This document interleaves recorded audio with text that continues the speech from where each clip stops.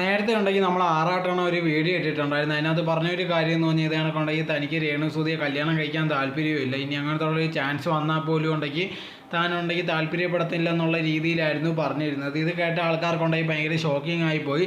സാധാരണ രീതിയിൽ തന്നെ നമുക്ക് ആറാട്ടനെ പറ്റി അറിയുന്നതാണ്. ഏത് പെൺകുട്ടിയെ കണ്ടാലും ഉടനെ തന്നെ കല്യാണം കഴിക്കണമെന്നുള്ള രീതിയിൽ അഭ്യർത്ഥന പറയുന്ന ഒരാളാണ്. അങ്ങനെ ഇരിക്കുന്ന ഒരാൾ പെട്ടെന്നുണ്ടെങ്കിൽ രേണുസുതിയെ താല്പര്യമില്ല, അതോടെ തന്നെ ഇനി ഒരു ഓഫർ കിട്ടിയാലും കല്യാണം കഴിക്കുന്നില്ല എന്നുള്ള രീതിയിൽ പറഞ്ഞുകൊണ്ട് ഭയങ്കര വൈറലായിട്ട് ആ വീഡിയോ പോകുന്നുണ്ടായിരുന്നേ. അങ്ങനെ ഇരിക്കുമ്പോഴാണ് ഇപ്പോൾ ഉണ്ടെങ്കിൽ രേണുസുതി അതിനൊരു മറുപടി എന്നുള്ള രീതിയിൽ ഒരു വീഡിയോ ആയിട്ട് രംഗത്ത് വന്നിട്ടുണ്ട്. അത് പറഞ്ഞൊരു കാര്യം എന്ന് പറഞ്ഞാൽ തന്നെ പോലുള്ള ഒരാളെ ഉണ്ടെങ്കിൽ കല്യാണം കഴിക്കാൻ താല്പര്യമില്ല, തനിക്ക് അങ്ങനത്തെ ഉള്ളൊരു ഗതികേടില്ലെന്നുള്ള രീതിയിലായിരുന്നു രേണുസുതി പറഞ്ഞിരുന്നത്.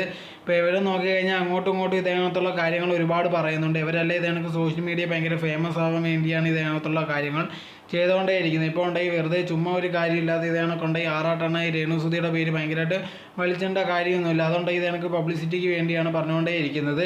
ഇപ്പോൾ രേണുസുതി അതേപോലെ തന്നെ ഉണ്ടെങ്കിൽ ഇതിനൊരു മറുപടി എന്നുള്ള രീതിയിലുണ്ടെങ്കിൽ അങ്ങോട്ടൊരു കാര്യം പറയുകയും അതിനുശേഷം ഇവർ തമ്മിലുള്ള ഇതേകണക്കത്തുള്ള സംസാരങ്ങളും വീഡിയോസും സോഷ്യൽ മീഡിയ ഭയങ്കരമായിട്ട് വൈറലായിട്ട് പോകാൻ വേണ്ടിയാണ് ഇവരുണ്ടെങ്കിൽ ഇതേകണക്കത്തുള്ള കാര്യങ്ങൾ ചെയ്തുകൊണ്ടേ ഇരിക്കുന്നത്.